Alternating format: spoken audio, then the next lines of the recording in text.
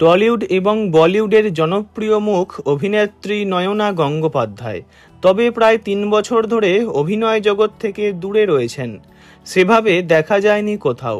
টলিউডের জনপ্রিয় web series চরিত্রহীনের পাশাপাশি বলিউডের রামগোপাল বর্মার সঙ্গেও দারুণ কাজের অভিজ্ঞতা রয়েছে তাঁর। পাশাপাশি দক্ষিণেও অভিনয় করেছেন।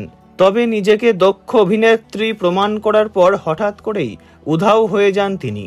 প্রথমবার সেই কারণ জানালেন প্রকাশ্যে।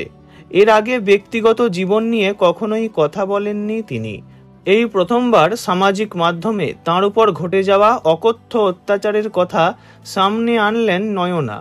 তাঁর দাবি, এই কারণেই এতদিন কাজ থেকে দূরে ছিলেন তিনি। এমনকি ওজন বেড়ে যাওয়া, মানসিকভাবে ভেঙে পড়া সবকিছুই ঘটেছে।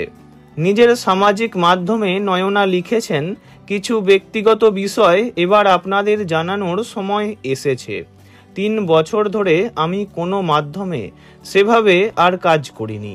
কাজ না করার কারণটা ব্যক্তিগত ছিল, তবে এবার বাধ্য হলাম সামনে আনতে। কলকাতার এক কোরিওগ্রাফারের সঙ্গে শেষ কয়েক বছর সম্পর্কে ছিলাম, কিন্তু এবার ওই প্রেম ও ভালোবাসার সম্পর্কে থাকার মাসুল গুনতে হচ্ছে। দিনের পর দিন অত্যাচার, শারীরিক নির্যাতনে আমি মানসিকভাবে ভেঙে পড়েছি এবং আর্থিক ক্ষতির সম্মুখীন হয়েছি। তাঁর দাবি অনুযায়ী নিজের ভালোবাসার জন্য কাজ থেকে দূরে থেকেছেন, সহ্য করেছেন অকথ্য অত্যাচার। তবে আর চুপ করে থাকবেন না তিনি। নয়না জানান, অনেক দিন ধরেই সহ্য করেছি সবকিছু। ঠিকঠাক করার চেষ্টা করেছি একসময়, কাজ থেকে দূরেও থেকেছি, সামাজিক মাধ্যমেও তেমনভাবে ছিলাম না।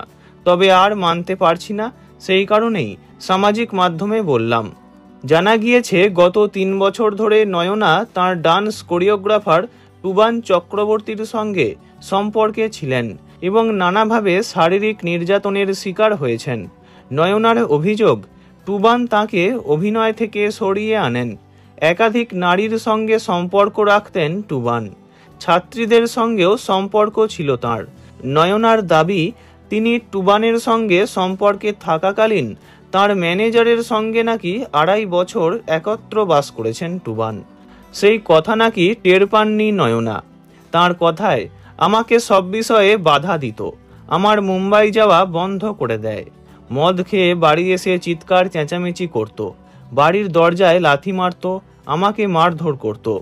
নয়নার আরও দাবি, টুবানের বিরুদ্ধে অনেক দিন আগেই এফআইআর করেছিলেন তিনি, তবে তখন পুলিশি সহযোগিতা সেভাবে পাননি।